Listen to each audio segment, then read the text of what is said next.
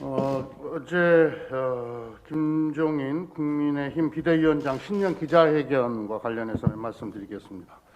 김종인 위원장은 현재 위기를 코로나 대란이라면서 정부 무능과 늑장 대처, 방역의 정치화 등 총체적 관리 부실이 낳은 인재라고 말했습니다. 김 위원장의 왜곡된 현실 인식이 어떻게 말씀을 드려야 될까요? 참 안타깝습니다. 충격적이기도 합니다. 같은 날 클라우스 슈밥 세계경제포럼 회장은 한국의 K방역이 전 세계적인 모범 사례가 되고 있다고 말했습니다. 지난 1년간 누적 확진자와 사망자의 객관적 수치만 따져봐도 대한민국이 방역과 경제에서 얼마나 효과적이었는지는 분명합니다. 전 세계가 대한민국이 방역과 경제 모두 선방하고 있다고 평가하는데 국민의힘만, 김종인 위원장만 눈 감고 귀 막고 있는 것입니까? 김종인 위원장의 말씀은 우리 국민을 모욕하고 방역에 짐만 되는 발언입니다. 오히려 국민의힘은 지난 1년 내내 방역을 선거와 정치에 이용했습니다.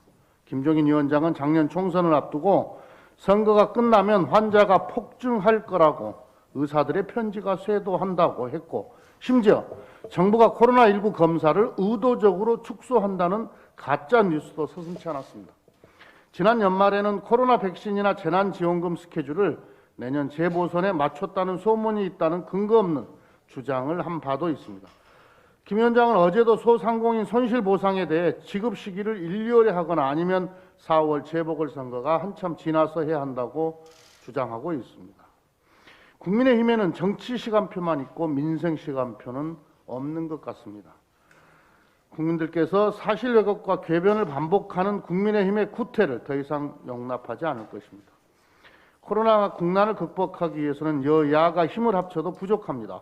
국민의힘이 이제 궤변과 몽리를 멈추고 민생과 경제를 살리는 일에 협력해 줄 것을 촉구합니다.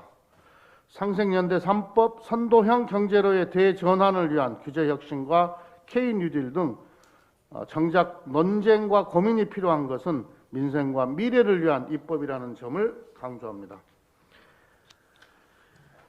IM 선교 예발 집단 감염 확산으로 어제 신규 확진자가 500명을 넘어섰습니다.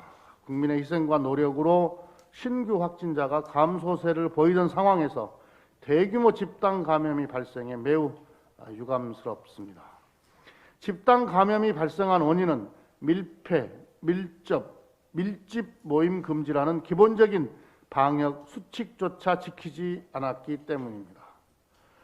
전국 미인가 교육시설 23곳에서 집단 감염이 이어지는 가운데 학생 확진율이 80~90%를 웃돌고 있어서 정말 심각합니다. 방역 수칙을 무시한 활동으로 공동체를 위협하는 것은 종교인으로서 윤리와 책임을 망각한 것입니다.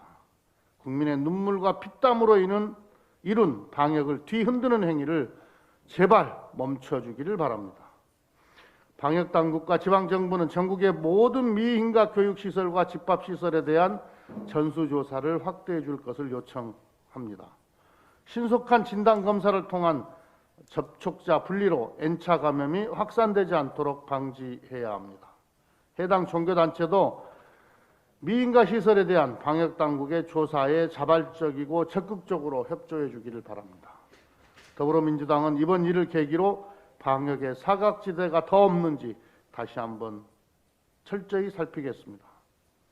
아울러 정부와 지자체는 방역 수칙 위반 사실이 확인된 해당 시설들에 대해 엄정한 법적 조치와 구상권 청구 등 무관용 원칙으로 대응할 것을 당부드립니다. 이상.